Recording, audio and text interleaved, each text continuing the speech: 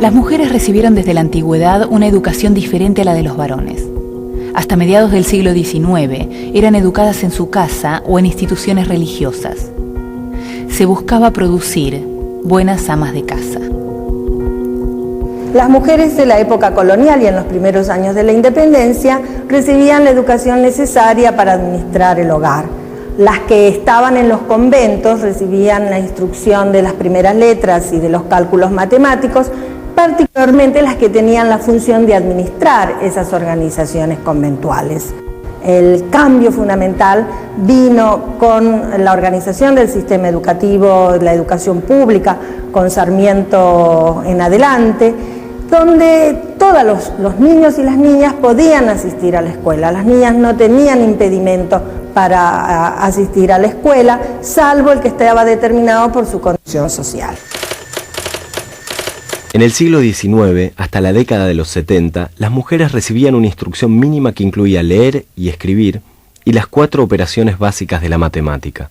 Las familias adineradas educaban a sus hijas con preceptores extranjeros. Durante la presidencia de Bartolomé Mitre, Sarmiento viajó a los Estados Unidos, donde se entrevistó con el pedagogo Horace Mann y su esposa Mary.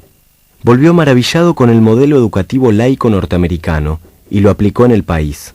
Sarmiento concebía poblar el territorio argentino estableciendo lo que llamaba aldeas de la virtud, con una iglesia, una municipalidad y una escuela.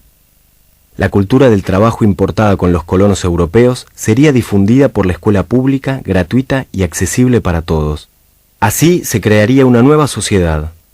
Educar era una manera de combatir a la barbarie, el mal, según Sarmiento, que sufría nuestro país. Cuando fue presidente, lo puso en práctica y trajo al país un contingente de docentes norteamericanas. En 1869 llegó la primera, Mary Gorman. En total, fueron 65 educadores, 61 mujeres y solo 4 varones. En 1870 se fundó la primera escuela normal mixta, dedicada a formar docentes argentinas. Su directora fue Juana Manso, quien además escribió el primer manual de la historia argentina, el Compendio de la Historia de las Provincias Unidas del Río de la Plata. Desde entonces, las mujeres forman el 85% del cuerpo docente en el país.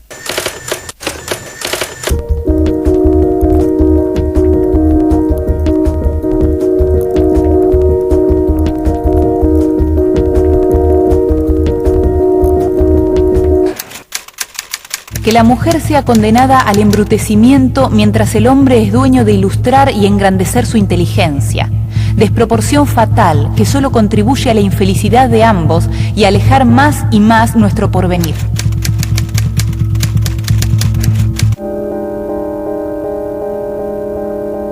A las mujeres se las preparaba para ser maestras y también madres fuera de la casa.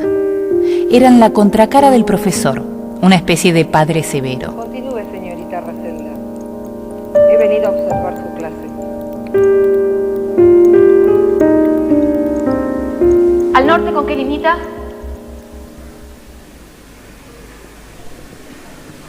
¿No están escuchando? Al norte, ¿con qué limita el norte?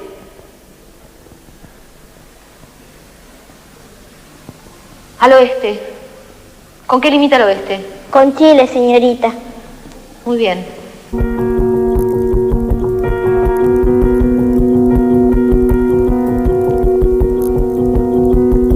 Ser maestra fue uno de los primeros trabajos considerados dignos para las mujeres.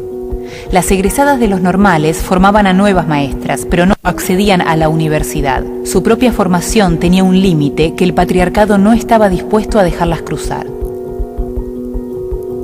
Así como era aceptable y natural que las mujeres fuesen maestras, porque era una prolongación de su rol de madres, con la misma fuerza no era aceptable que fuesen a la universidad. Las mujeres estaban recluidas en el hogar y era amenazante para su moral salir, y también era amenazante para el afuera que hubiese demasiadas mujeres. ¿Qué pasaba en la universidad? Hace 8 siglos que existía ya la universidad y nunca fue un espacio donde fueron aceptadas. Se dudaba de su capacidad intelectual, de su posibilidad de tomar distancia, de ser objetivas, de aprender. Se dudaba, en síntesis, de su posibilidad de resistir en el ámbito universitario y le costó mucho a las mujeres permanecer ahí, fue muy hostil para las primeras universitarias. Pero también había otra cuestión, que era cómo recibiría el afuera, esa sociedad, a la mujer profesional. Preguntémonos, por ejemplo, a principios del siglo XX, cómo sería llegar a una farmacia y que una farmacéutica mujer fuese la que iba a hacer los preparados. O más aún, cómo sería para una persona, para un hombre, para una mujer, ir a ver a un médico y que fuese una mujer la médica que lo estaba por atender. Eso también formaba parte de una expresión del patriarcado que excluía a las mujeres de la universidad, y contra eso las primeras universitarias tuvieron que pelear.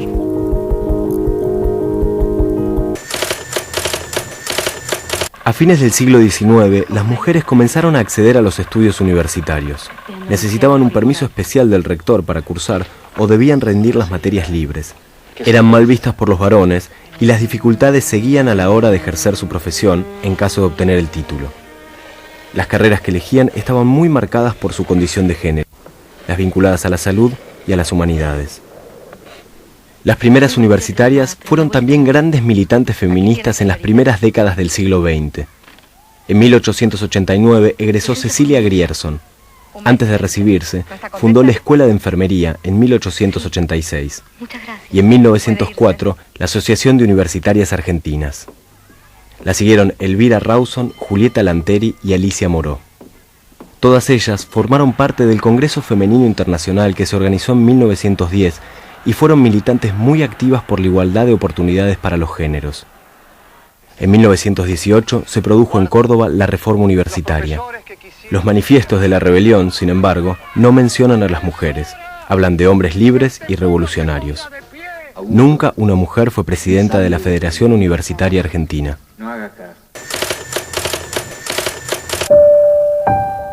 Algunas mujeres, en lugar de competir con los varones, actuaron desde los espacios que habían obtenido en el ámbito educativo. Olga Cossettini publicó varios libros sobre pedagogía. Proponía eliminar el sistema de castigos en las escuelas públicas. Las observaciones que hacían sobre la naturaleza, la fauna, la flora, los suelos, o los personajes del barrio, que enriquecían totalmente su visión. No había maestros de plástica, no había una clase de arte especial. El arte estaba en el vivir cotidiano, porque la sensibilidad estaba en el vivir cotidiano. Y así era el canto, y así era la música, y así eran los juegos rítmicos que inventaban en el teatro de niños.